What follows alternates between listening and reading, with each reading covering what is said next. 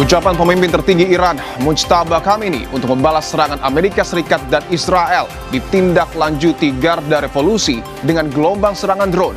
Iran juga merilis kekuatan drone yang tersimpan dalam terowongan rahasia.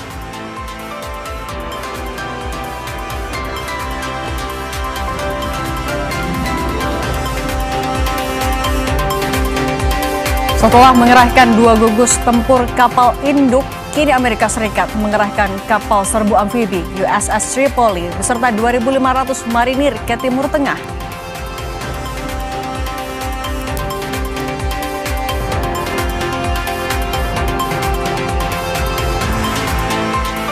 Koalisi masyarakat sipil mengecam aksi penyiraman air keras kepada aktivis Andri Yunus dan meminta polisi mengusut tuntas.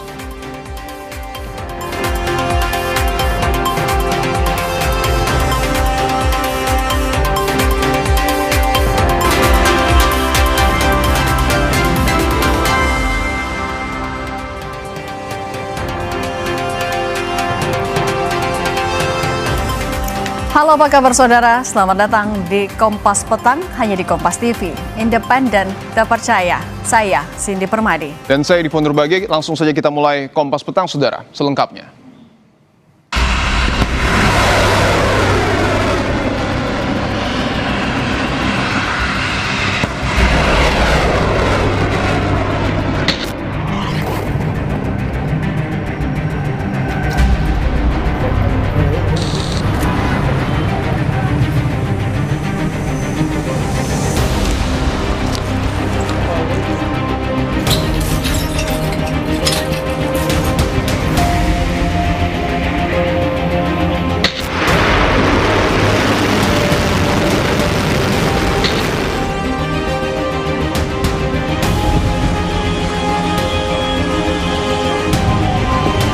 חלק לחץ אצלנו פה, תראה מה עשו לנו, כל הבית. Saudara, ucapan pemimpin tertinggi Iran, Mujtaba Khamenei, untuk membalas serangan Amerika Serikat dan Israel ditindaklanjuti Garda Revolusi dengan gelombang serangan drone dan rudal ke sasaran musuh.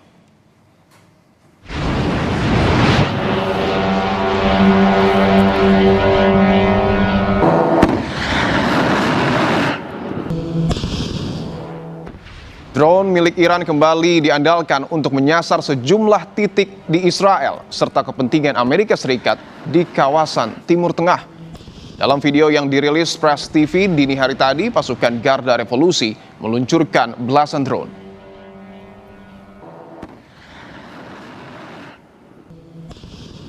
Dalam perang dengan Amerika Serikat dan Israel, Iran mengklaim telah meluncurkan ribuan drone. Salah satu yang menjadi andalan adalah drone Shahed 136.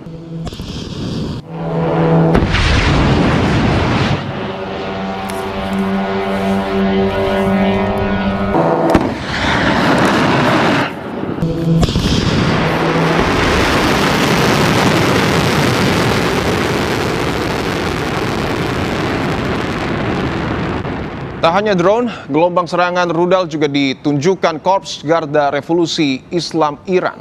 Sepanjang Jumat kemarin, Iran meluncurkan gelombang serangan rudal ke-45 dan 46.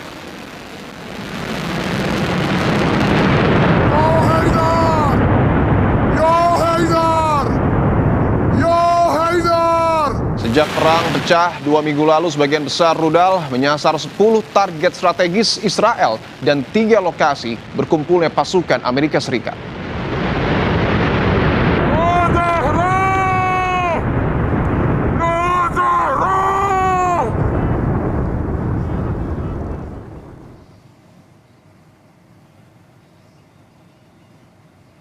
Iran juga merilis video yang menunjukkan lokasi penyimpanan drone andalannya. Puluhan drone terlihat berjajar rapih dalam terowongan penyimpanan rahasia milik Iran.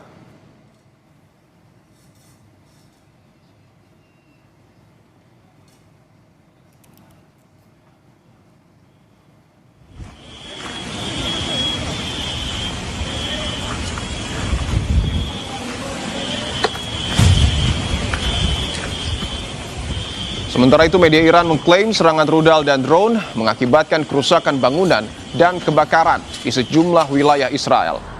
Salah satu yang disebut terdampak serangan rudal Iran ada di wilayah Tel Aviv dan Holon. Belum ada pernyataan pemerintah Israel yang membenarkan serangan ini.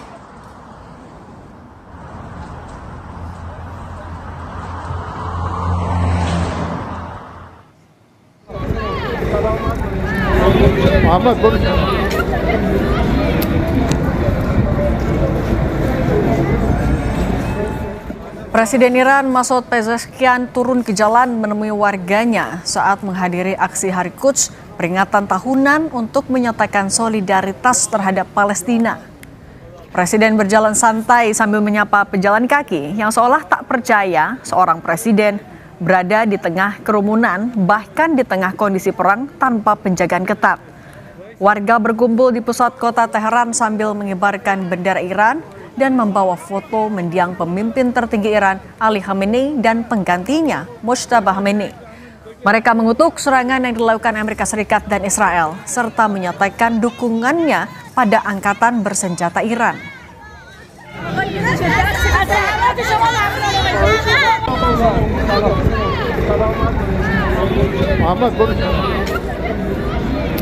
مهره‌های موساد قبل از اینکه بخواهند 35 مقام لشکری و کشوری را ترور کنند این 20 مهره سوخته موساد خودشان را برای یک جنگ شهری محدود. Intelijen Iran menangkap sejumlah mata-mata musuh yang bersembunyi di beberapa wilayah. Dalam operasinya, intelijen Iran juga menyita sejumlah barang bukti yang menguatkan tuduhan terhadap tersangka mata-mata musuh. Iran menduga mata-mata yang ditangkap terafiliasi jaringan intelijen yang bekerja untuk Israel dan Amerika Serikat. مثلا در اینجا یک مغازه خاروبار فروشی تعدادی را بازداشت و هر کدام شروع به تیراندازی کرد را به هلاکت رساندند. Pemimpin tertinggi Iran yang baru, Mojtaba Khomeini, buka suara terkait perang dengan Amerika Serikat dan Israel. Ia bersumpah untuk membalas dendam atas kematian yang terjadi sejak dimulainya perang. Iran juga akan tetap memblokir Selat Hormuz, jalur pelayaran minyak tersibuk di dunia. Dia juga memperingatkan negara-negara tetangga agar tidak mengizinkan wilayahnya dijadikan pangkalan militer Amerika Serikat.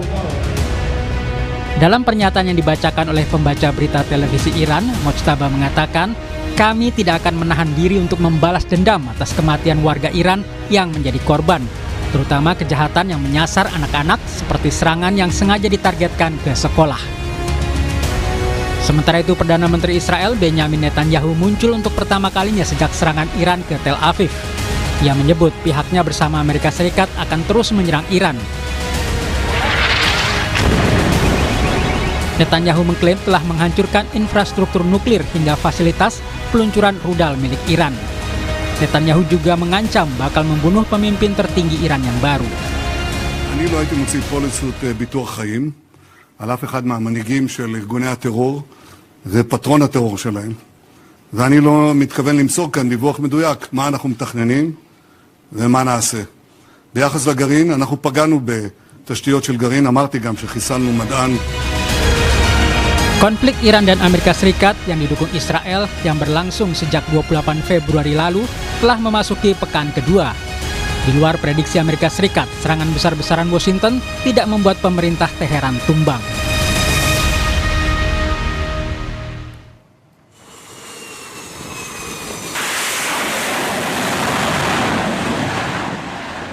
Komando Pusat AS membantah klaim Korps Garda Revolusi Islam Iran soal serangan yang berhasil merusak kapal induk USS Abraham Lincoln. Rekaman yang dirilis oleh militer AS menunjukkan kapal induk USS Abraham Lincoln masih melakukan operasi dalam perang dengan Iran. Kantor berita Reuters mengatakan tidak dapat memverifikasi secara independen tanggal dan lokasi video tersebut. Tidak ada versi video sebelumnya yang ditemukan secara online sebelum hari Jumat.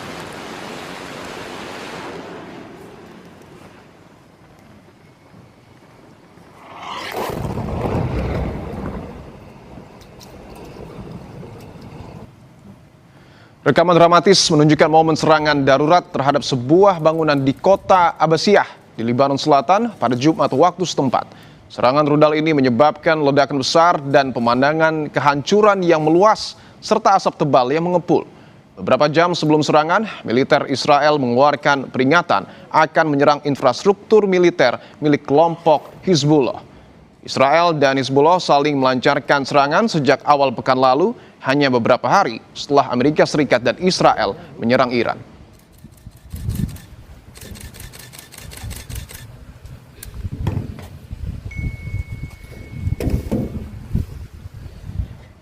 Kami akan hadir kembali usai jeda. Informasinya mengantisipasi kemacetan arus mudik tol Bocimi Seksi 2 difungsionalkan sementara sebagai jalur alternatif mudik dari Jakarta menuju Sukabumi.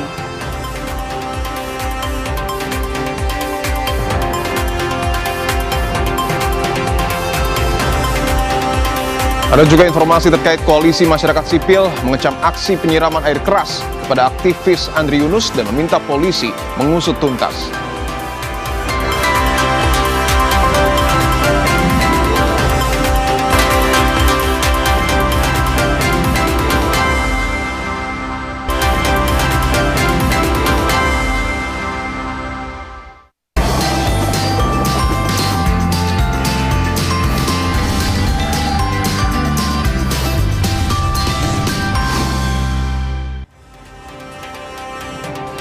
Saudara, mengantisipasi kemacetan arus mudik tol Bocimi Seksi 2 difungsionalkan sementara sebagai jalur alternatif mudik dari Jakarta menuju Sukabumi. Tol Bocimi Seksi 2 yang masih dalam proses pembangunan difungsionalkan sementara selama operasi Ketupat Lodaya untuk mengantisipasi kemacetan arus mudik di exit tol Parung Kuda. Difungsionalkannya tol Bocimi Seksi 2 memangkas waktu tempuh Jakarta menuju Sukabumi dari 2 jam menjadi 15 menit. Jalur fungsional ini membentang sejauh 5 km dari kilometer 75 tol Parung Kuda, melewati jalur Munjul hingga keluar wilayah Nagrak, Kabupaten Sukabumi. Tol fungsional ini dibuka dari pagi hingga sore hari. Sejumlah pemudik mengaku senang dengan difungsionalkannya tol Bocimi 2.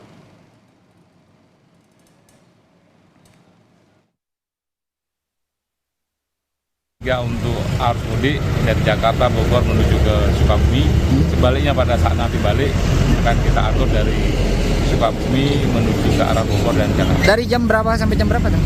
Ini kita fungsionalkan pada siang hari ya, dari pagi hari hingga pukul 17.00.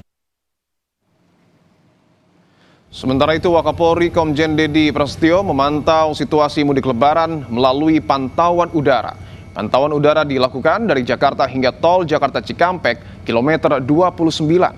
Melakukan pantauan udara arus lalu lintas mulai dari ruas tol Jakarta hingga kilometer 29. Wakapolri mengatakan dari pantauan udara, arus lalu lintas keluar Jakarta terpantau lancar.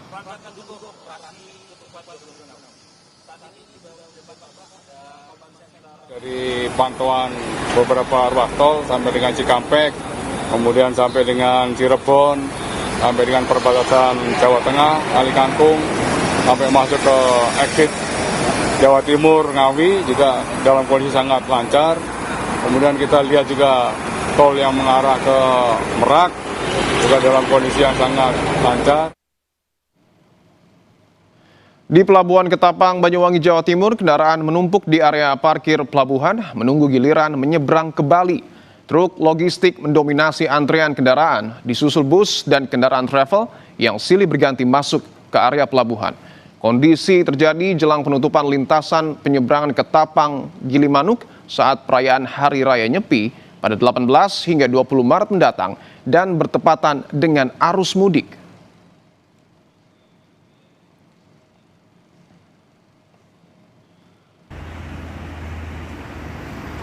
Sementara itu, arus lalu lintas tol Cikampek mulai ramai kendaraan pemudik dari arah Jakarta menuju Jawa Tengah maupun Jawa Timur pada Sabtu pagi.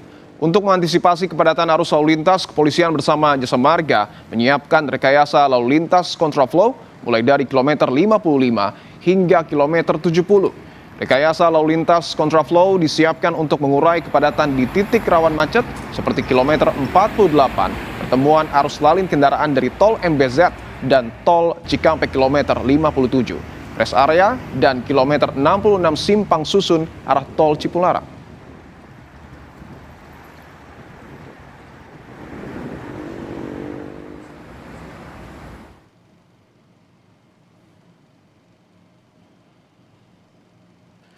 Di Pelabuhan Ciwandan, Kota Cilegon, Banten, antrian kendaraan sepanjang sekitar 500 meter terjadi hingga area kantong parkir sementara. Antrian truk memadati jalur menuju pelabuhan dan meluas hingga ke Jalan Lingkar Selatan di luar kawasan pelabuhan. Kendaraan logistik yang didominasi truk tronton dan truk ekspedisi menunggu giliran masuk ke area pelabuhan untuk menyeberang ke pelabuhan di Sumatera. Kepadatan ini terjadi seiring meningkatnya aktivitas pengiriman logistik jelang arus mudik Lebaran.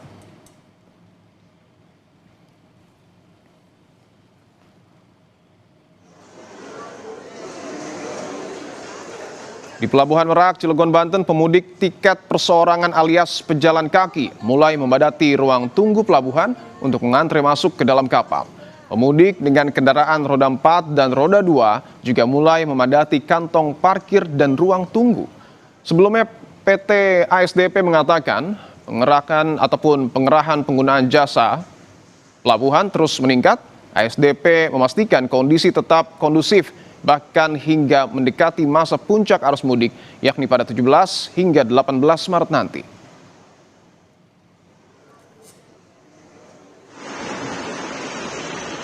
Arus kendaraan di Jalan Layang Muhammad bin Zayed atau Tol MBZ terus meningkat. Peningkatan kendaraan terlihat pada ruas Jalan Layang MBZ dari arah Jakarta menuju Cikampek. Pagi ini tercatat sekitar 28.000 kendaraan meninggalkan Jakarta menuju arah timur melalui Tol MBZ.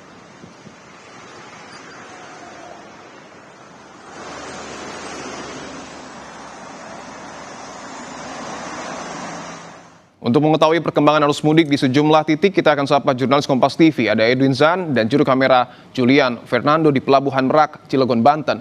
Lalu juga ada Yoga di Tol MBZ Bekasi, Jawa Barat. Ada jurnalis Kompas TV Esra Ambarita dan juru kamera Yoga. Kita ke Edwin terlebih dahulu. Edwin, selamat petang. Edwin, bagaimana situasi arus mudik di Pelabuhan Merak? Apakah sudah terpantau adanya peningkatan pemudik ataupun volume kendaraan?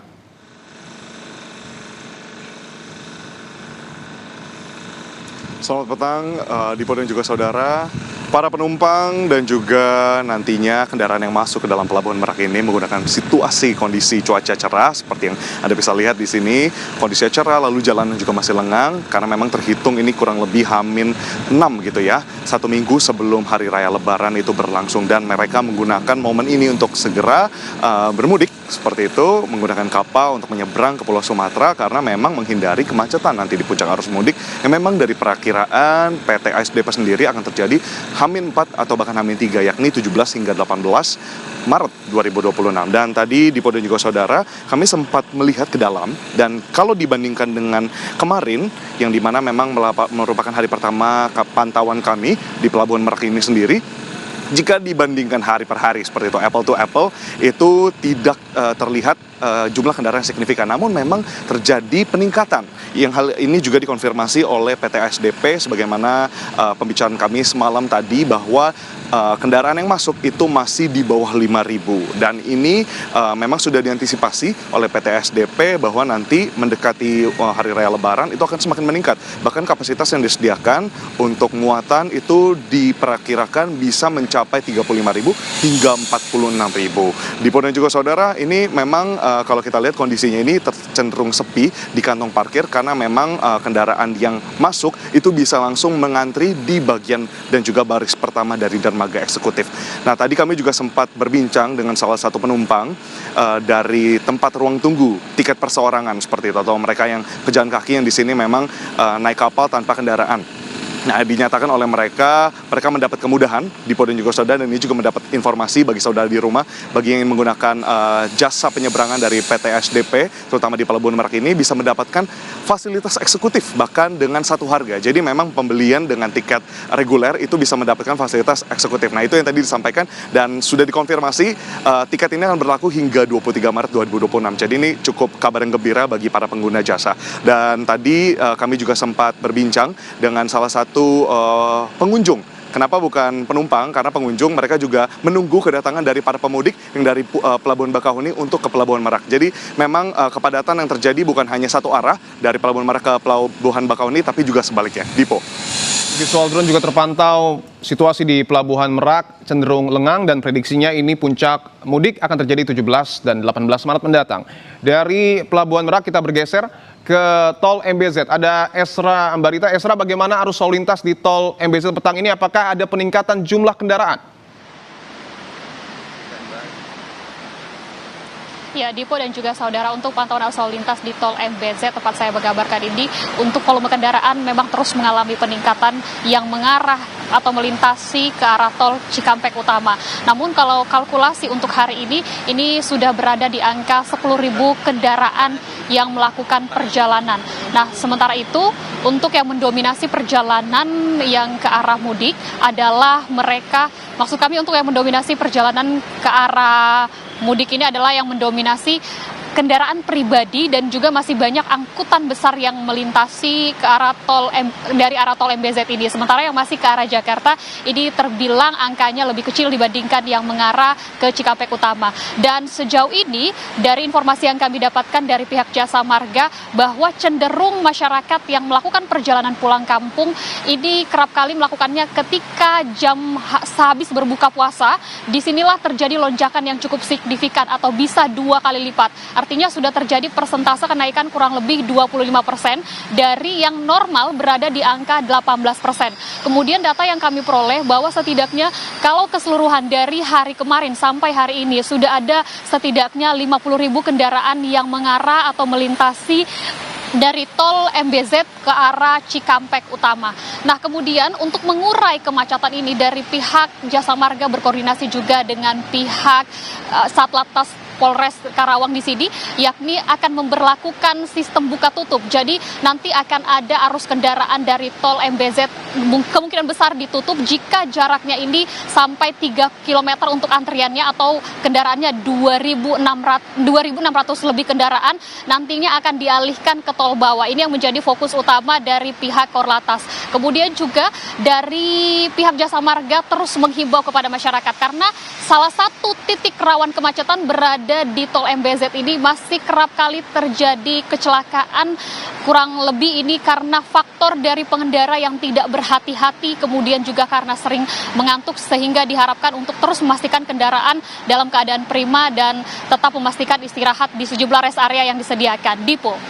Situasi di Tol MBZ cenderung ramai lancar dan tentu pengendara dihimbau untuk berhati-hati ketika melakukan aktivitas mudik. Terima kasih jurnalis Kompas TV Esra Ambarita. Sebelumnya juga ada jurnalis Kompas TV Edwin Zan melaporkan langsung dari Pelabuhan Merak, Cilegon, Banten. Selamat bertugas kembali rekan-rekan.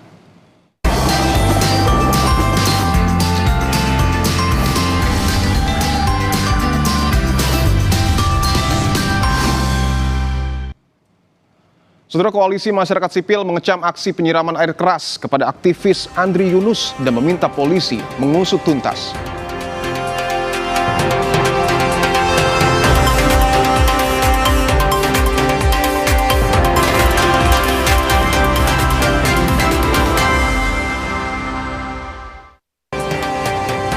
Aktivis Kontras Andri Yunus menjadi korban penyiraman air keras oleh 2 orang tak dikenal di jembatan Jalan Talang, Salemba, Jakarta Pusat, Kamis tengah malam lalu.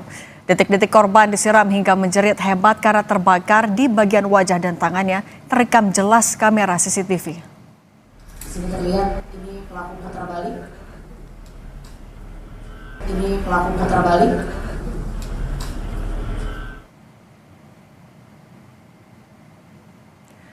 Dari rekaman CCTV ini terlihat 2 orang pengendara motor dari arah berlawanan menyiram air keras ke aktivis Kontras Andri Yunus. Korban yang mengendarai sepeda motor langsung menjerit histeris sambil menjatuhkan kendaraannya. Korban merasakan panas terbakar usai disiram air keras. Aksi penyiraman air keras ini terjadi sekitar pukul 23:37 pada Kamis malam usai korban mengikuti kegiatan di gedung YLBHI Jakarta. Akibat kejadian ini, korban mengalami luka bakar serius di bagian wajah, mata, dan dada, serta kedua tangannya.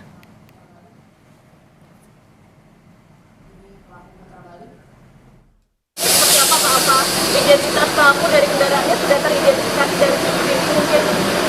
Jadi kita coba ini masih dilakukan pendalaman. Ya, akuntansi masih bekerja.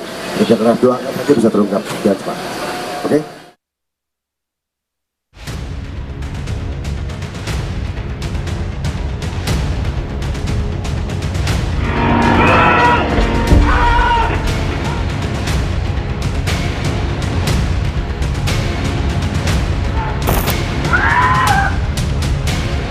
Jembatan Talang di Jalan Salemba 1, Jakarta Pusat ini menjadi saksi bisu aksi penganiayaan berat terhadap aktivis Kontras Andri Yunus. Andri Yunus adalah aktivis yang sempat menjadi sorotan karena aksi beraninya mendatangi lokasi rapat Panja RUU TNI di Fairmont Hotel Jakarta 15 Maret 2025. Kami minta agar dihentikan karena proses yang dilakukan secara diam-diam dan tertutup. Bersama dua aktivis lainnya, Andri meneriakkan tuntutannya agar pembahasan RUU TNI tersebut dihentikan. Sebelumnya pada Agustus 2024, Andri Yunus juga terlibat dalam advokasi kasus kematian Afif Maulana, remaja yang diduga tewas akibat disiksa polisi. Kala itu ia bersama tim advokasi Koalisi Masyarakat Sipil Anti Penyiksaan meminta agar ekshumasi jenazah Afif Maulana dilakukan secara independen tanpa campur tangan polisi melalui audiensi dengan Komisi 3 DPR. Kasus penganiayaan berat terhadap aktivis Kontras ini kini menjadi atensi khusus Mabes Polri. Polisi bahkan menjamin keamanan saksi yang mau memberikan informasi tentang peristiwa penyiraman air keras itu. Ada beberapa bagian tubuh yang kemudian terkena dada, ada mulai dari tangan. Kategori luka bakar yang dialami oleh saksi korban AY ini bisa makin pulih dalam perawatannya dan sehat kembali. Bapak Kapolri selaku pimpinan Polri memberikan atensi dan kita segenap personel Polri dalam hal ini penyidik baik yang ada di Polres Jakarta Pusat, yang ada di Polda Metro Jaya, termasuk dari Mabes Polri yang membackup, akan serius dan bersungguh-sungguh. Kami harapkan kepada seluruh warga masyarakat, khususnya yang mengetahui rangkaian peristiwa ini, dapat membantu memberikan informasi kepada Polri, khususnya penyidik. Kami pastikan warga yang memberikan informasi tetap kita berikan perlindungan. Kecaman atas penyiraman air keras terhadap Andri Yunus juga diungkapkan Menteri HAM Natalius Pigai. Ia meminta polisi mengusut tuntas kasus ini untuk memberikan rasa keadilan bagi korban dan keluarga. Saya sudah kecam, tidak boleh. Tidak boleh membiarkan premanisme hidup di negara ini. Negara ini adalah negara damai, aman, dan tidak boleh pernah melakukan kekerasan, apalagi menyiram air panas kepada semua rakyat Indonesia. Ya, saya meminta kepolisian harus putus tuntas supaya sampai mendapatkan rasa keadilan bagi mereka dan keluarga korban. Sejauh ini, polisi sudah memeriksa 2 orang saksi dan melakukan olah TKP. Saat ini, Andri masih dirawat di RSCM karena mengalami luka bakar 24%. Tim Liputan, Kompas TV. Mantan Gubernur DKI Jakarta Anies Baswedan dan mantan penyidik KPK Novel Baswedan menjenguk Wakil Koordinator Kontras Andri Yunus di RSCM Jakarta Sabtu siang. Anies mengaku tidak bisa bertemu langsung dengan Andri karena ia masih harus diisolasi untuk mencegah infeksi. Anies yang sempat bertemu dengan keluarga Andri mendorong penyelesaian kasus termasuk mengungkap aktor intelektual.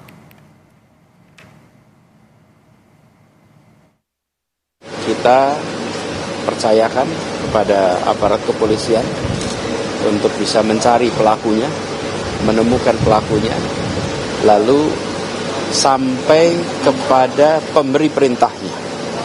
Bukan hanya pada eksekutor di lapangan, tapi pemberi perintahnya. Sementara itu, Ketua Komisi 3 DPR fraksi Gerindra Habibur Rahman mengecam dan meminta polisi segera menangkap pelaku baik eksekutor maupun aktor intelektual penyiraman air keras terhadap aktivis Kontras Andri Yunus. Kepada korban, Habib minta agar diberikan perlindungan maksimal untuk mencegah aksi kejahatan yang lebih parah. Atas nama Komisi 3 DPR RI, kami mengecam keras aksi penyiraman air keras kepada aktivis Kontras Andri Yunus. Kami sudah berkomunikasi dengan Kapolda Metro Jaya dan meminta agar kepolisian bergerak cepat mengusut kasus ini dan menangkap para pelakunya, baik yang melakukan langsung ataupun yang memerintahkan untuk melakukan. Terhadap saudara Andri Yunus juga harus dilakukan pengawalan maksimal agar beliau benar-benar aman dari ancaman kekerasan susulan. Kita tidak boleh mentolerir segala bentuk kekerasan kepada warga negara. Apapun bentuk perbedaan pendapat harusnya tidak boleh direspon dengan kekerasan dan premanisme. Lalu langkah apa yang harus dilakukan polisi agar bisa segera mengungkap pelaku termasuk otak di balik aksi penyiraman terhadap aktivis Kontras Andri Yunus? Kita bahas bersama Direktur Eksekutif Amnesty International Indonesia Usman Hamid dan mantan Kabariskim Polri Ito Sumardi. Selamat petang semuanya. Selamat petang. Oke, Pak Ito juga boleh dibuka dulu kameranya? Oh, sorry. Oke, saya sambil ke Mas Usman dulu. Mas Usman, kalau sejauh ini sebenarnya temuan dan informasi apa saja yang didapatkan oleh para kalangan aktivis soal kasus ini? Ya, sejauh ini kita sedang mengumpulkan seluruh fakta-fakta yang relevan dan penting. Dan banyak sekali misalnya CCTV yang kami peroleh dari sejumlah titik. Dan ini jumlahnya bahkan mencapai puluhan. Mudah-mudahan CCTV ini juga bisa menjadi bahan bagi kami untuk setidak-tidaknya mengetahui bagaimana proses penguntitan atau pembuntutan terhadap kawan kami Andri Yunus hingga akhirnya diserang dengan air keras yang mengakibatkan luka bakar 24%. Dan saya kira dalam proses perolehan CCTV itu juga keterangan-keterangan dari beberapa pihak yang kami temui, mereka menjelaskan sebelumnya telah ditemui oleh pihak kepolisian untuk kemudian dimintai salinan CCTV-nya, baik itu Kepolisian Resort Jakarta Pusat, Polda Metro Jaya, maupun juga dari Mabes Polri. Kami juga telah berkomunikasi menyampaikan beberapa hal yang relevan dengan Kabareskrim, Pak Syahar, Kabintelkam, Pak Yuda, sampai dengan Kapolda, Pak Asep, dan juga Wakapolda, Pak Deka. Dan kami berharap pihak kepolisian dapat segera menuntaskan perkara ini, mengungkapkan para pelakunya, dan aktor intelektual di balik serangan air keras ini. Demikian. Oke, Pak Ito, kalau misalnya ada CCTV sejelas ini ada dari berbagai angle, apakah seharusnya ini adalah kasus yang bisa dengan mudah dan cepat diungkap oleh polisi? Tentunya yang pertama, ini kan saat ini yang dilakukan oleh penyidik adalah mengecek ya melalui jejak digital ya, CCTV ya Mbak ya, di beberapa tempat.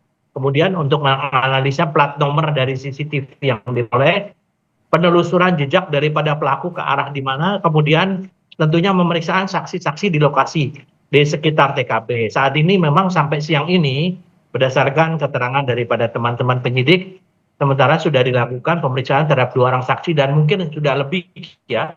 Karena bagaimanapun juga masalah ini dengan adanya jejak digital ini menurut saya ini tidak cukup memudahkan ya, cukup memudahkan.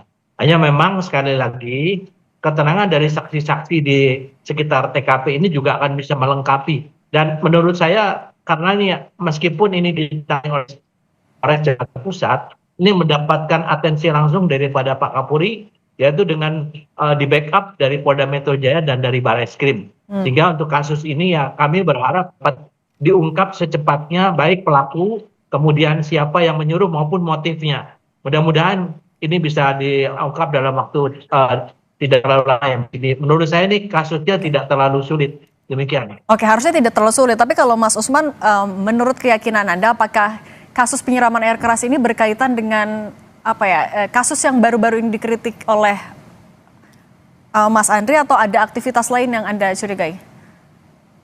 Ya, biasanya serangan-serangan kepada Kontras dan para aktivisnya atau para aktivis hak asasi manusia dari organisasi lain itu sangat berkaitan dengan apa yang dikerjakan selama sebelum mengalami teror-teror ataupun intimidasi maupun serangan seperti yang dialami oleh Andri Yunus. Khusus untuk Andri Yunus misalnya, sepanjang 1 tahun terakhir, ia memang banyak berkonsentrasi dan bersinggungan dengan permasalahan seputar reformasi militer. Yang pertama, seperti sekarang kita lihat di televisi Kompas, ada video rekaman Andri ketika memprotes proses pembahasan RUU TNI yang tertutup di Hotel Fairmont oleh anggota Dewan. Bahkan aksi tersebut sampai menimbulkan kemarahan dari pimpinan anggota Dewan yang tidak semestinya dilakukan. Yang kedua juga menimbulkan teror-teror kepada Andri lewat telepon-telepon gelap, lewat kedatangan sejumlah orang yang tidak jelas ke kantor Kontras, maupun juga ke rumah keluarga Andri di Bilangan di Jawa Barat. Demikian pula pembuntutan terhadap kegiatan Andri sepanjang 1 tahun terakhir, di mana ia sangat aktif di dalam menguji Undang-Undang TNI ke Mahkamah Konstitusi, baik itu uji formil terhadap Undang-Undang TNI yang akhirnya sudah selesai tahun lalu, maupun juga kelanjutannya berupa uji material terhadap Undang-Undang TNI. Di hari di mana ia mengalami serangan tersebut, ia juga masih membahas permasalahan keterlibatan militer di dalam laporan Komisi Pencari Fakta yang dibahas di kantor Selios di Menteng, maupun juga di kantor YLBHI ketika ia menggelar atau mengadakan podcast atau siniar tentang remilitarisme dan judicial review atas Undang-Undang TNI. Keseluruhan itu menunjukkan sangat besar kemungkinannya berhubungan dengan isu-isu militer, meskipun kita masih harus menunggu bukti-bukti yang otentik, karena biasanya situasi-situasi yang penuh dengan ketegangan politik hari ini, termasuk konflik di antara para elit politik, bisa jadi ada pihak lain yang mendompleng, yang menggiring untuk seolah-olah pelakunya adalah militer. Padahal belum tentu. Ini yang saya kira masih diperlukan pencarian fakta yang sungguh-sungguh, khususnya dari penyidikan di kepolisian. Demikian. Nah, kalau gitu untuk mencari dalangnya otak di balik ini, Pak Ito, bagaimana polisi seharusnya bisa mengungkap ini, tidak hanya di eksekutor saja, apalagi kan ada dugaannya ini adalah sebuah aksi yang terorganisir. Ini dikatakan Mas Usman, tentunya kan pihak kepolisian dalam proses penyidikan maupun penyelidikan, kita belum bisa memberikan satu kesimpulan yang dini ya tentang motifnya. Tentunya yang kita harus lakukan sekarang bagaimana bisa menangkap pelakunya dulu. Setelah itu baru dikembangkan siapa yang menyuruh ataupun yang menginisiasi perbuatan itu, kemudian baru kita menentukan motif. Tapi petunjuk-petunjuk yang disampaikan Mas Usman Hamid, tentunya itu juga akan menjadi bahan pertimbangan, meskipun kita belum bisa menyampaikan apakah memang betul motifnya seperti itu. Tapi kan berbagai petunjuk yang disampaikan dari saksi-saksi ini akan dirangkai nanti pihak kepolisian apabila tersangkanya ditangkap. Saya sangat optimis ya dari teman-teman dari Polda Metro Jaya itu, mereka sudah betul-betul sangat profesional ya untuk bisa menangkap ya. Kalau sudah ditangkap baru kita bisa mengungkap motifnya, Mbak. Saat ini apa yang disampaikan Mas Usman Hamid itu juga tentunya juga menjadi satu bahan petunjuk ya yang perlu kita dalami. Tapi kita belum bisa menyampaikan secara dini motifnya apa. Saya kira kita menunggu saja dari anggota penyidik Polda Metro maupun Barreskrim yang saat ini membackup daripada Polres Jakarta Pusat. Oke, tapi Pak itu kalau melihat dari CCTV ada bagian motor itu tampaknya putar balik dan kemudian ada bagian menunggu. Apakah sebenarnya ini memenuhi unsur bahwa ini adalah sesuatu yang sudah direncanakan? Sangat. Dan tentunya kasus yang akan dikenakan adalah mengenai penganiayaan berat ya, dan percobaan pembunuhan, Mbak. Karena di sini kita melihat bahwa pasal yang bisa dikenakan kepada mereka itu kan bisa masuk dalam pasal 351 sampai 358 ya, yaitu penganiayaan berat mengakibatkan luka. Bahkan kalau sampai terjadi ya kita katakan yang lebih lagi, jelas ini sudah merupakan kasus yang direncanakan ya. Jadi daripada modus operandi pelaku itu sudah bisa disimpulkan ini pasti boleh dapat dipastikan merupakan satu perencanaan. Tapi kan tentunya kita tidak bisa menyimpulkan tanpa mendapatkan satu keterangan langsung daripada tersangka maupun saksi-saksi di TKP. Demikian, Mbak. Oke, membuka dan menyelesaikan kasus ini secara terang benderang sampai ke otak atau dalang di belakangnya. Terima kasih Mas Usman Hamid, Direktur Eksekutif Amnesty International Indonesia, dan Pak Ito Sumardi, mantan Kabariskim Polri, sudah berbagi bersama kami. Saya selalu semuanya. Kami akan kembali di informasi setelah mengerahkan 2 gugus tempur kapal induk. Kini Amerika Serikat mengerahkan kapal serbu amfibi USS Tripoli beserta 2.500 marinir ke Timur Tengah.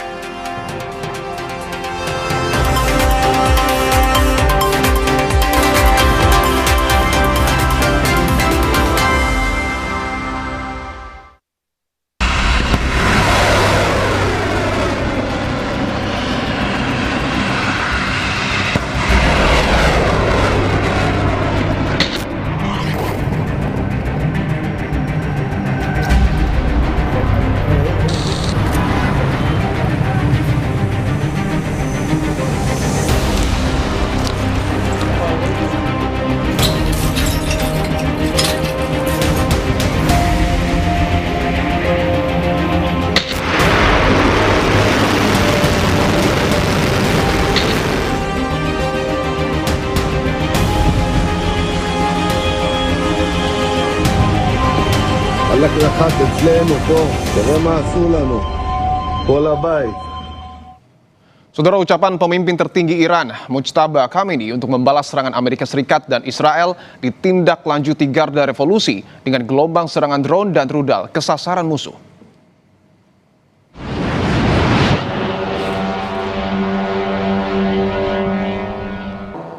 Drone milik Iran kembali diandalkan untuk menyasar sejumlah titik di Israel serta kepentingan Amerika Serikat di kawasan Timur Tengah. Dalam video yang dirilis Press TV dini hari tadi, pasukan Garda Revolusi meluncurkan belasan drone. Dalam perang dengan Amerika Serikat dan Israel, Iran mengklaim telah meluncurkan ribuan drone. Salah satu yang menjadi andalan adalah drone Shahed 136.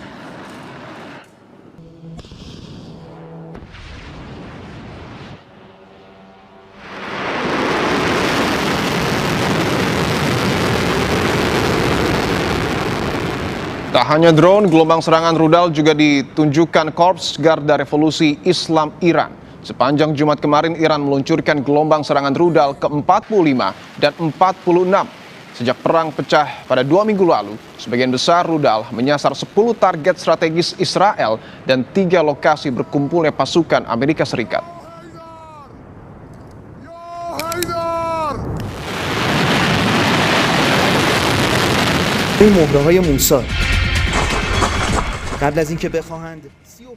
Sementara itu, intelijen Iran menangkap sejumlah mata-mata musuh yang bersembunyi di beberapa wilayah. Dalam operasinya, intelijen Iran juga menyita sejumlah barang bukti yang menguatkan tuduhan terhadap tersangka mata-mata musuh. Iran menduga mata-mata yang ditangkap terafiliasi jaringan intelijen yang bekerja untuk Israel dan Amerika Serikat.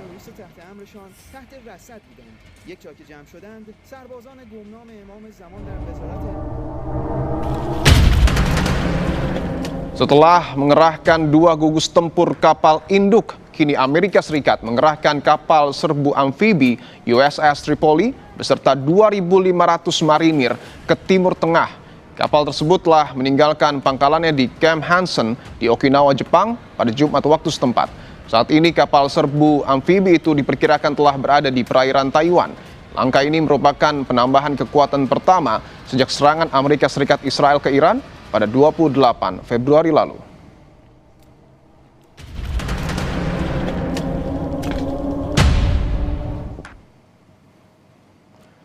Amerika Serikat juga telah mengirimkan pesawat pengebom siluman B-2 untuk melakukan serangan jarak jauh ke Iran sebagai bagian dari operasi Epic Fury. Pesawat itu lepas landas dari lokasi yang dirahasiakan. Kementerian Pertahanan Amerika Serikat menyatakan serangan gabungan Amerika Serikat Israel telah menghantam lebih dari 15.000 target Iran sejak dimulainya operasi pada 28 Februari yang mengakibatkan tewasnya pemimpin tertinggi Iran.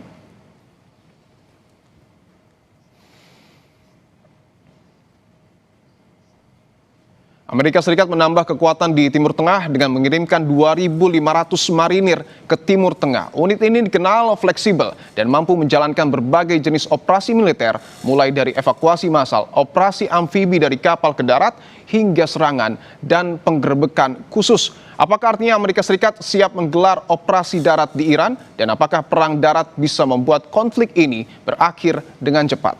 Kami akan membahasnya bersama dengan pakar hukum internasional Universitas Indonesia, Bapak Hikmahanto Juwana, dan juga ada pakar strategi Pusat Pengkajian dan Penerapan Angkatan Udara sekaligus alumni USR War College, Marsma TNI Purnawirawan Agung Sasongko Jati yang sudah hadir di studio. Bapak-bapak, selamat petang semua. Petang. Baik, saya ingin ke Pak Agung terlebih dahulu. Pak Agung, bahwa yang menarik pada akhirnya Amerika Serikat memperkuat barisan di Timur Tengah dengan mengirimkan 2.500 marinir. Apa maknanya, Pak Agung? Itu adalah emergency power projeksi atau proyeksi kekuatan darurat. Kenapa?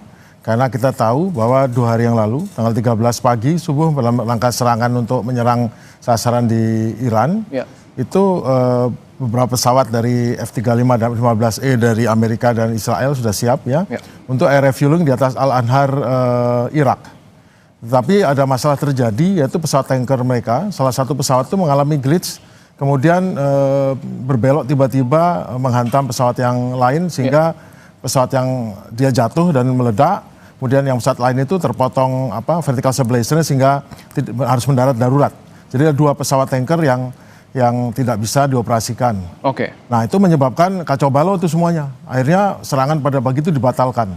Ya. Jadi sepanjang hari tanggal 13 dan termasuk hari ini juga tidak ada serangan jarak jauh dari Jordania atau dari Israel untuk menyerang. Karena pertama tidak ada tanker. Tapi ada yang lebih penting lagi bahwa kemungkinan bahwa link 16, jaluran networking atau jaringan network antara darat, laut, udara 3 matra, ya, multi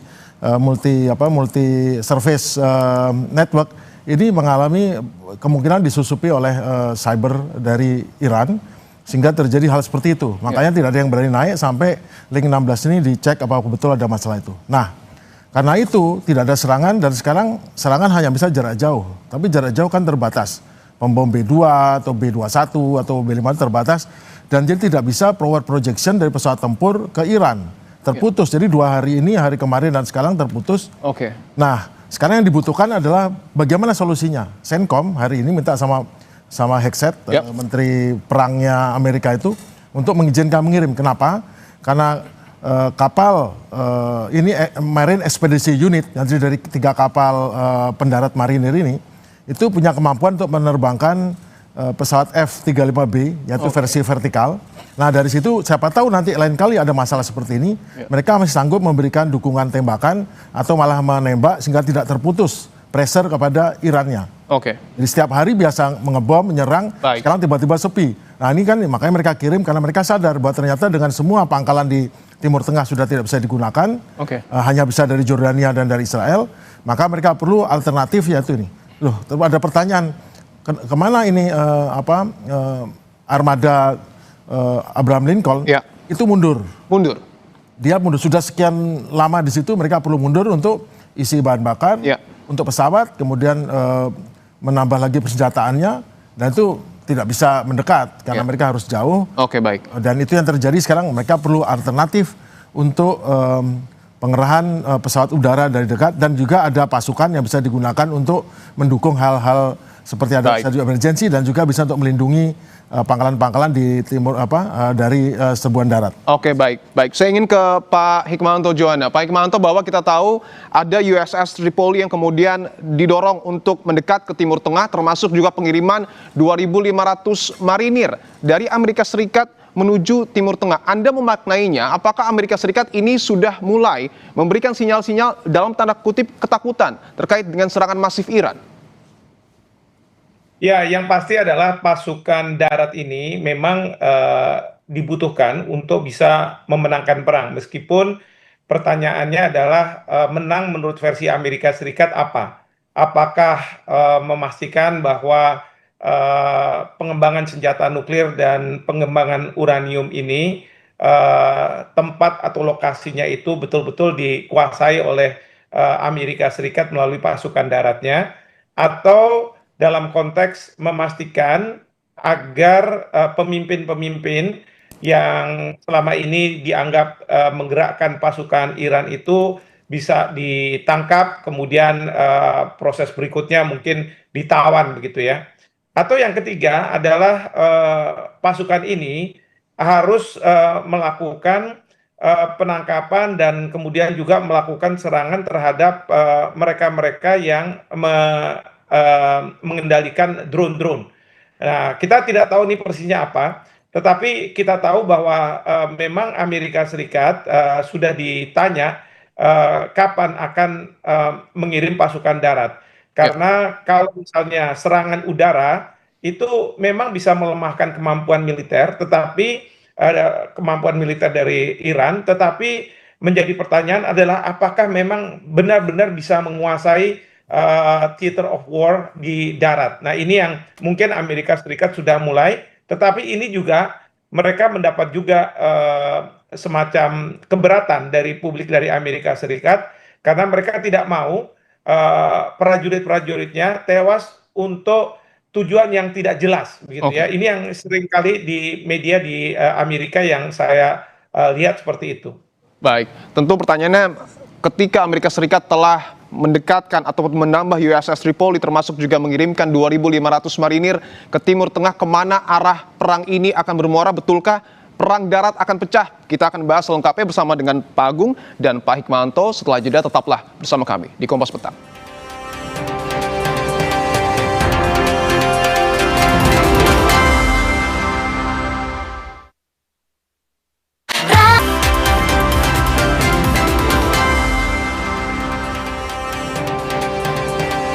Dan masih bersama dengan pakar hukum internasional UI, Bapak Hikmahanto Juwana, dan juga pakar strategi Pusat Pengkajian dan Penerapan Angkatan Udara sekaligus alumni US Air War College, Marsma TNI Purnawirawan Agung Sasongko Jati. Saya ingin ke Pak Agung bahwa kita melihat Amerika Serikat sudah mengirimkan pasukan tambahan. Ini muaranya akan kemana? Apakah betul perang di darat ini akan pecah di Timur Tengah? Menurut saya jauh ya. Kalau untuk perang darat itu Amerika harus mengerahkan 500 juta orang kira-kira untuk 500 juta orang? Ya, dan pasukannya daratnya Amerika jumlahnya segitu juga sekarang. Ditambah marinir sekitar 100.000 ya tetap tidak cukup. Namun saya percaya bahwa ini terkait dengan ucapan Donald Trump yang mengatakan bahwa akan berbuat sesuatu dengan Pulau Kark. Pulau Kark itu adalah pulau tempat penyaluran bahan bakar minyak yang setiap hari sanggup menyalurkan 7 juta barel. Ya. Dan Amerika pun tidak mau menghancurkan ini, karena apa? Kalau dihancurkan nanti malah harga minyak naik, rugi semua. Dan Iran pun juga tidak. Nah, kemungkinan dia akan mengancam merebut itu, mendatangkan tim ini ada dua fungsi. Satu untuk mengancam, bahwa saya akan rebut itu, ya tentu tidak mudah ngerebutnya, dan juga menyiapkan pasukan marinir yang di mana yang pasukan yang di Timur Tengah sekarang sudah berantakan semua, ada minimal ada pasukan segar ya di lepas pantai ya, bisa siap dikirim menggunakan helikopter atau pesawat short take off landing Osprey ya untuk mendarat di sana untuk merebut pulau Kark ataupun apapun misinya. Tapi yang penting lagi adalah pesawatnya, karena USS Tripoli ini sanggup untuk menerbangkan F-35B. Yaitu pesawat F-35 tapi dia bisa take off vertikal dan ini bisa mensuplai kalaupun ada gerakan darat untuk umpamanya ke arah pantai untuk mengambil tumpuan pantai atau merebut sesuatu atau menghancurkan sesuatu, itu bisa disupport dari atas. Artinya yang masih akan terjadi adalah serangan ataupun perang melalui jalur udara. Tetap US Tripoli itu akan memiliki air superiority lokal. Untuk apa? Mensupport pasukannya ini kalau dia harus menyerang sesuatu, misalnya Pulau Kark ya, pulau yang tadi itu yang dengan dari atas dia bisa melindungi. Nah, karena apa? Karena sekarang tidak mungkin mengandalkan pesawat tempur dari negara Arab karena jelas nggak mau. Dan pesawat tempur yang lain terbangnya dari Jordania dan dari Israel yang 1.500 km. Yang harus menggunakan tanker dan tankernya bermasalah. Bermasalahnya mungkin karena trouble biasa atau mungkin juga karena gangguan pada link 16 yang berhasil disusupi oleh cybernya Iran. Jadi ini adalah alternatif untuk memberikan option untuk melakukan sesuatu di di daerah sekitar Selat Hormuz ya, yang mana dengan adanya kapal Indo Marine ini, kapal Indo helikopter dan kaliber F-35 ini bisa menggantikan fungsi gugus tugas kapal Indo Abraham Lincoln yang setelah menjauh karena sedang sudah mungkin perbaikan logistik, dan dia bisa memberikan ada air power yang siap di dekat situ. Minimal jaraknya tidak 1.500 km dari situ dan dari Israel dan dari Jordania. Tapi kira-kira ya hanya 700 di luar batas tembakan daripada rudal jelajah atau rudal anti kapalnya Iran. Baik. Saya ingin ke Pak Hikmahanto bahwa selain soal militer yang kemudian dikirimkan oleh Amerika Serikat, kita tahu juga bahwa Iran telah menggerebek ya salah satu ataupun beberapa mata-mata yang kemudian diduga terafiliasi Amerika Serikat dan juga Israel. Menurut Anda Pak Hikmahanto, seberapa masif sebenarnya pergerakan intelijen dari Amerika Serikat dan Israel ini di Timur Tengah, khususnya di Iran? Ya, sebenarnya sangat masif ya, dan bahkan ini mungkin sudah dilakukan oleh pihak Israel dan Amerika Serikat untuk menyebar intelijen mereka sebelum perang ini. Mungkin pada saat adanya protes-protes dari rakyat Iran ke pemerintahannya. Jadi tujuannya satu, bagaimana merubah rakyat Iran yang tadinya mendukung mungkin pemerintahannya untuk kemudian secara masif melakukan perlawanan, dan kemudian juga Garda Revolusi dicoba untuk dipengaruhi agar mereka mau membelot, dan tentunya juga memastikan titik-titik yang patut untuk dilakukan serangan oleh pihak Amerika maupun Israel. Nah, kehadiran dari marinir yang 2.500 ini sekali lagi kita masih belum jelas betul apakah memang masuk ke Iran atau mereka akan beroperasi untuk memastikan pembukaan Selat Hormuz, artinya akan ada perlawanan katakanlah di kapal-kapal yang digunakan oleh Iran dalam menyerang kapal-kapal yang ada akan berlalu lalang di Selat Hormuz. Juga mungkin juga bahwa mereka marinir ini akan menjaga keamanan dari kedutaan besar Amerika di negara-negara Teluk ya. Itu juga kita tidak tahu. Nah ini yang sekali lagi kita masih belum jelas. Tapi kalau misalnya memang masuk ke Iran, itu yang Menteri Luar Negeri Iran sudah mengatakan kita akan sambut. Ya kita akan sambut pasukan Amerika Serikat kalau misalnya mereka masuk Iran. Nah sekali lagi kalau misalnya pasukan darat yang masuk ini tentu bagi pasukan Amerika ini menjadi tantangan karena belum tentu mereka tahu kondisi lapangan di Iran itu seperti apa, apalagi mereka ini kan dari Okinawa gitu ya.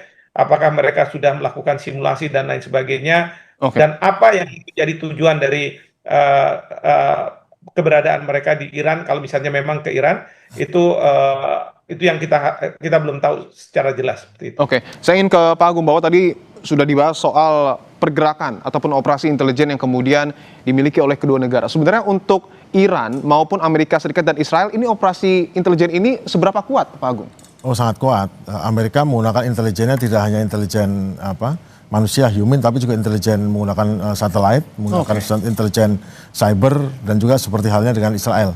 Cuman kita ketahui bahwa ada masalah dengan Israel karena unit 8.200-nya pada hari kedua sudah dihancurkan oleh Iran sehingga mereka terpaksa harus ke tempat yang lain, dan tentu itu mengacaukan karena banyak tenaga ahli cyber yang itu bermasalah.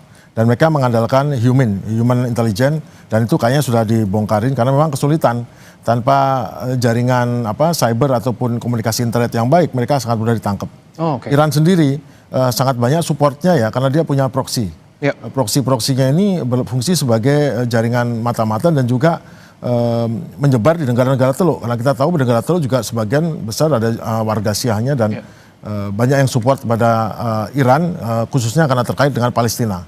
Jadi banyak yang saya dapat informasi bahwa banyak yang memang sukarelawan untuk membantu Iran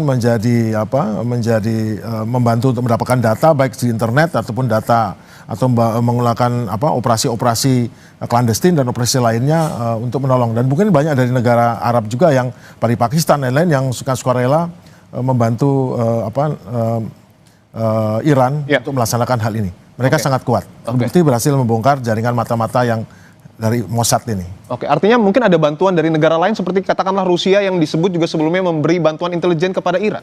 Jelas dari awalnya tahun lalu, dari awal tahun sejak mulai demonstrasi itu, Rusia sudah dengan memberikan bantuan untuk menjam satelit Starlink, kemudian juga memutus jaringan uplink dari bawah ke atas Starlink, dan China memberikan bantuan signal intelijen yang bisa membuat bisa menangkap orang-orang yang menggunakan ini dengan sistem sehingga mereka bisa ditangkap, dan semuanya ketangkep itu. Jadi jelas, dan sampai sekarang jelas ketepatan daripada rudal dan drone-nya Iran itu jelas bantuan dari Rusia itu developingnya.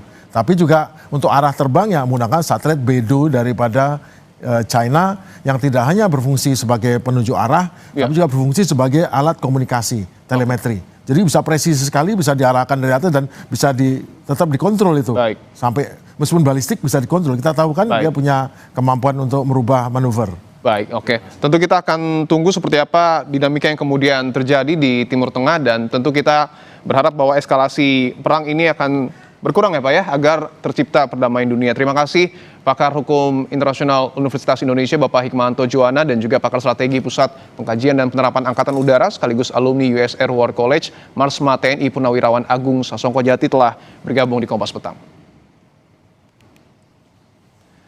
Saudara, kita masih akan terus membahas terkait dengan Amerika Serikat yang merilis video yang diduga terkait dengan serangan ke infrastruktur fasilitas minyak Iran di Pulau Kark.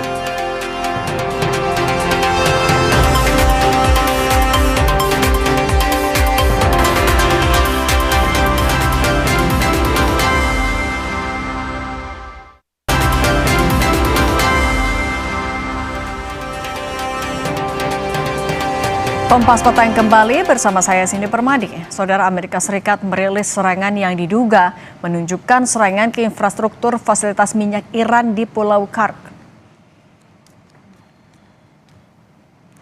Presiden Amerika Serikat Donald Trump mengatakan militer AS telah membombardir target militer di Pulau Khark, Iran yang menangani hampir seluruh ekspor minyak mentah Iran. Trump mengancam akan menyerang infrastruktur minyak pulau tersebut. Trump mengatakan saat ini AS memilih tidak menghancurkan fasilitas minyak di pulau tersebut, namun Trump memberikan ancaman ke Iran jika mengganggu jalur pelayaran kapal di Selat Hormuz.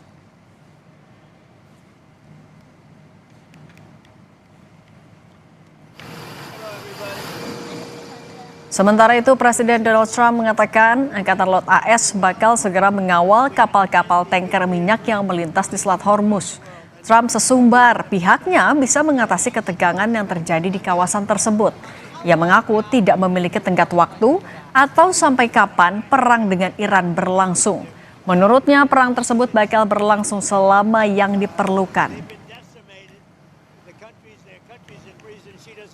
Their Navy is gone, their Air Force is gone, most of their military is gone, their big threat is gone in every way. They have no radar, they have no anti-aircraft weapons, for the most part weapons, and for indefinitely they have no way of determining what they call visibility.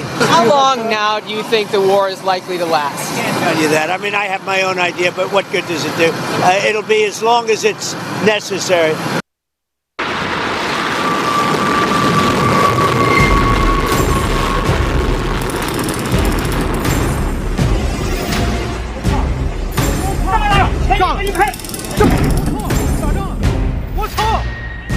Dua pekan melawan serangan Amerika Serikat dan Israel, Iran melawan dengan menyerang sejumlah kilang minyak negara tetangga sekutu Amerika Serikat dan kapal tanker yang berada di Selat Hormuz.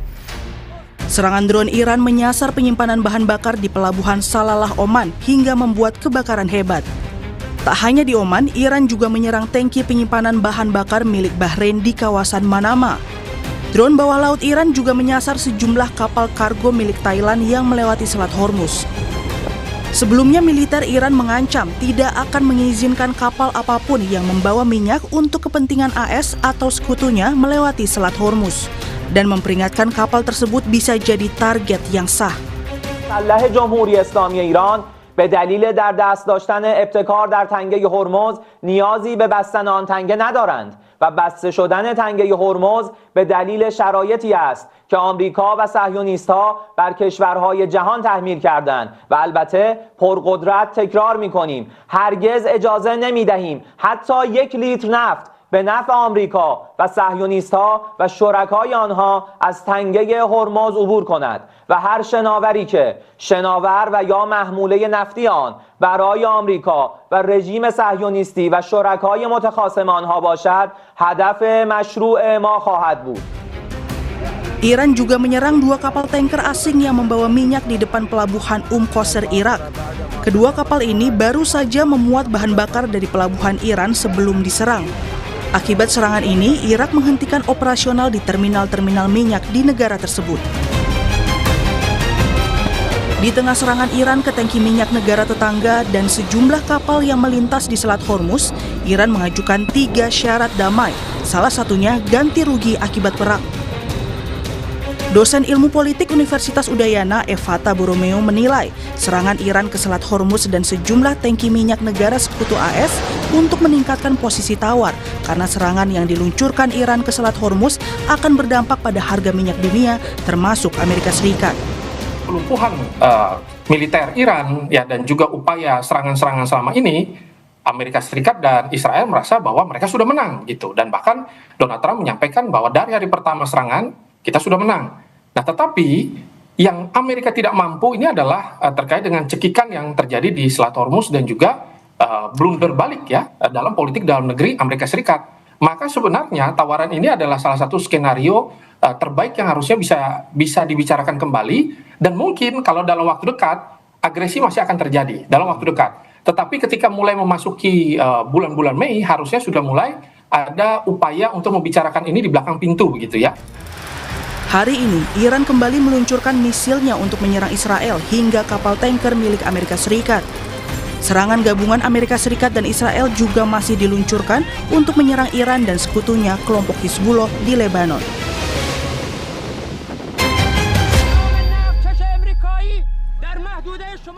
Iran menyerang sejumlah kapal dan kilang minyak milik negara sekutu AS dan Israel, sementara Amerika Serikat membalas dengan serangan fasilitas pengawas Iran di pengolahan milik Pulau Khark. Apakah strategi serangan dan ancaman ke fasilitas minyak ini bisa membuat gentar lawan Iran, atau justru bisa berbalik menyudutkan Iran dalam perang melawan Israel Amerika Serikat? Kita bahas bersama Kepala Laboratorium Indonesia 2045 atau Lab 45 Jaleswari Pramodawardhani. Bu Dhani, selamat petang. Bu Dhani, bisa dengar suara Cindy di studio, Bu Dhani? Kami coba hubungin lagi Kepala Laboratorium Indonesia 2045, Jaleswari Pramodawardhani, untuk membahas sejauh mana efektivitas saling ancam dan serang infrastruktur minyak antara Iran, Amerika Serikat, dan Israel.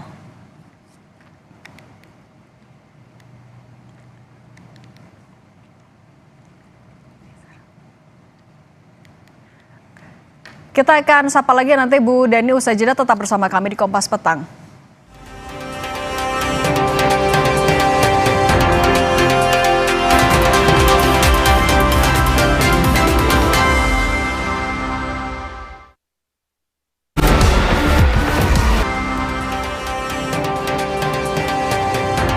Ucapan pemimpin tertinggi Iran Mojtaba Khamenei untuk membalas serangan Amerika Serikat dan Israel ditindaklanjuti Garda Revolusi dengan gelombang serangan drone dan rudal ke sasaran musuh.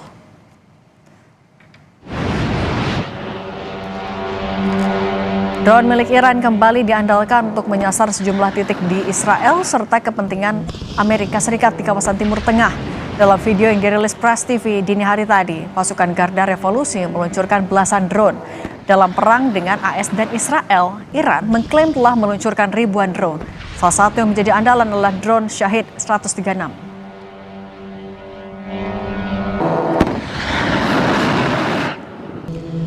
Amerika Serikat merilis serangan yang diduga menunjukkan serangan ke infrastruktur fasilitas minyak Iran di Pulau Khark.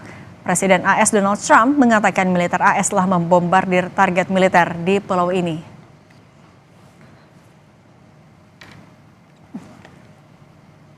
Kita sapa lagi Kepala Laboratorium Indonesia 2045, Bu Dhani, selamat petang.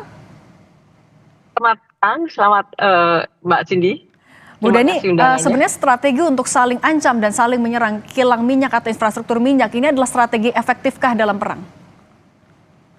Sebetulnya saya mungkin ingin mulai dari satu kenyataan yang sering mungkin luput dari pembacaan kita ya Mbak Cindy ya, bahwa apa yang sedang dilakukan Iran sekarang bukan sekedar aksi militer reaktif. Ini adalah kalkulasi strategis yang terstruktur meski dijalankan dalam kondisi terdesak.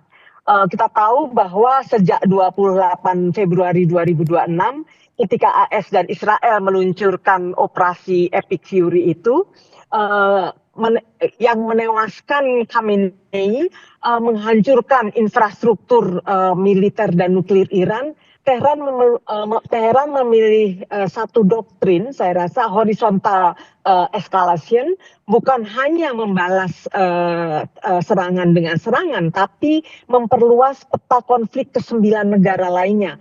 Bahrain, Qatar, Kuwait, Arab Saudi, UAE, kemudian Oman, Irak, Yordania, semuanya merasakan drone dan rudal dari Iran. Dan yang menjadi sasaran utama adalah fasilitas energi. Nah, pertanyaannya adalah apa sebetulnya logika di balik serangan Iran ke infrastruktur energi negara tetangga itu misalnya.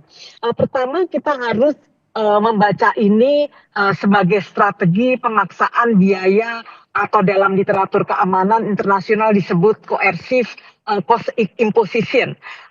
Kilang Ras Tanura milik Arab Saudi Aramco kemudian sempat dihentikan operasinya. Fasilitas Qatar Energi di Ras Laffan, produser LNG terbesar di dunia, itu juga terpaksa tidak beroperasi. Dan ini hal-hal ini kita lihat semuanya itu kena dalam operasi yang dilancarkan oleh Iran. Nah, Selat Hormuz praktis tertutup sejak 11 Maret dan 20% pasokan minyak dunia terhenti.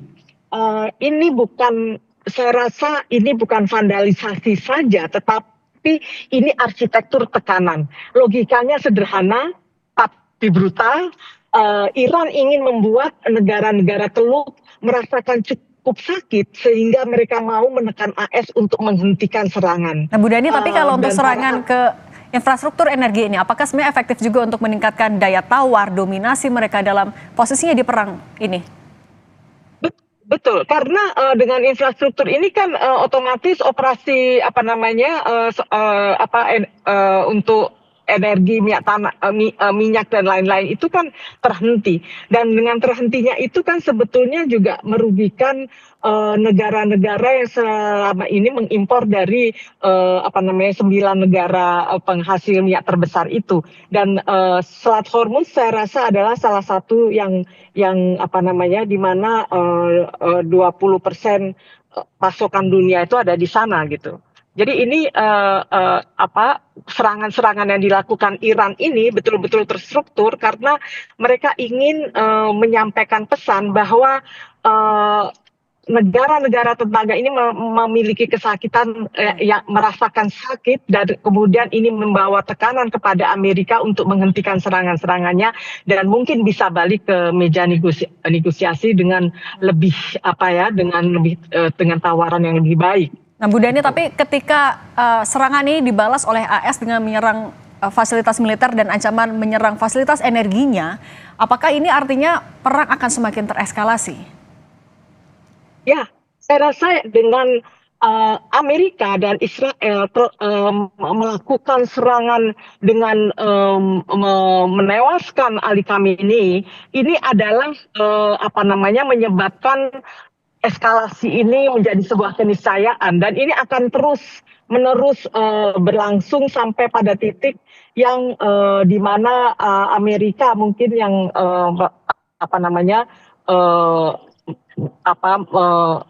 bersedia untuk kembali ke meja perundingan, tetapi tentu dengan 3 syarat yang kemarin disampaikan oleh Iran gitu. Ada reparasi, berjanji tidak akan terulang kembali, dan Oke, Bu Dani, tapi ketika ini tidak bisa diprediksi kapan akan berakhir, siapa yang akan menahan diri duluan? Bagaimana dengan respons dan dampak bagi negara-negara yang terdampak? Apakah kemungkinan mereka juga akan terlibat pada akhirnya dalam perang ini? Ya, saya rasa salah satu apa yang diinginkan oleh Iran itu adalah mengirimkan pesan bahwa semua yang terlibat dengan Amerika itu akan merasakan sakitnya. Makanya mereka adalah menyerang instalasi-instalasi militer Amerika, dan mereka tidak menyerang pasokan-pasokan minyak dan lain-lain karena mereka tahu bahwa minyak-minyak itu ketika tidak dioperasionalkan dan tidak didistribusikan, itu juga mereka memiliki kendala atau permasalahannya sendiri gitu ya, karena apalagi ditutupnya Selat Hormuz itu. Jadi sebetulnya serangan-serangan yang dilakukan Iran, apakah itu balasan serangan, dia tidak hanya membalas serangan saja dengan serangan, tetapi juga secara terstruktur dia juga memberikan tekanan kepada 9 negara di 9 negara Teluk itu untuk menyampaikan pesan kepada Amerika. Oke, saling mau menunjukkan dominasi. Bu Jalaswari, Bu Dani, terima kasih sudah berbagi bersama kami di Kompas Petang. Saya salut, Bu Dani. Kami akan kembali dengan informasi 14 komunikolog bertemu mantan Wakil Presiden Yusuf Kala untuk membahas isu regional di Timur Tengah.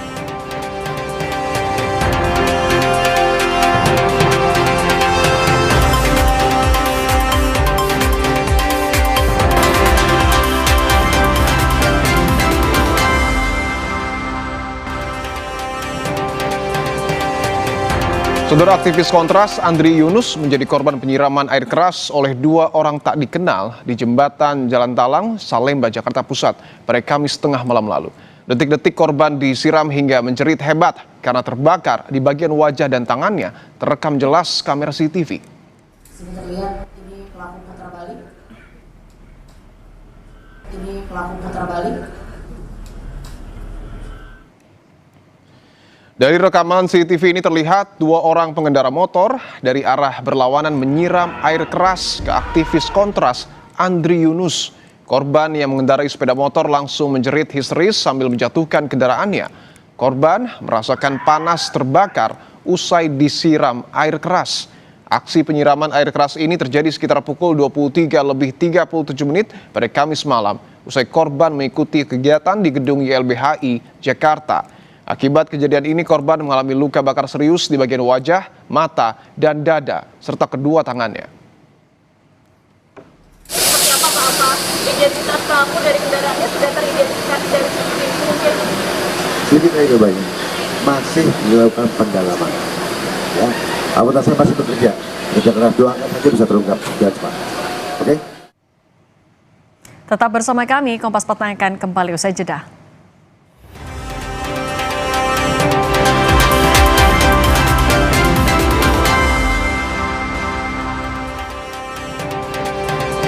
Empat 14 komunikolog bertemu mantan Wakil Presiden Yusuf Kala di rumah pribadinya di Jalan Brawijaya, Jakarta Selatan. Kedatangan para komunikolog ini membahas berbagai hal termasuk isu regional yang hangat di Timur Tengah. Kedatangan para komunikolog ini membahas beberapa masalah yang muncul di masyarakat. Selain itu, kunjungan berbalut silaturahmi ini juga membahas soal dampak konflik di kawasan Timur Tengah.